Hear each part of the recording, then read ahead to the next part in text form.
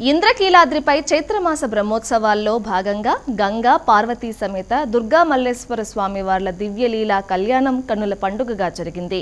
తొలుత ఉత్సవమూర్తులను ఋత్వికులు సుందరంగా అలంకరించారు. మల్లికార్జున మహామండపం 7వ అంతస్తులో వేద పండితులు 2 బృందాలుగా ఏర్పడి ఒకరు వరుడి పక్షం మరొకరు వధువు పక్షం వహించి ఎదుర్కోలు ఉత్సవం నిర్వహించారు.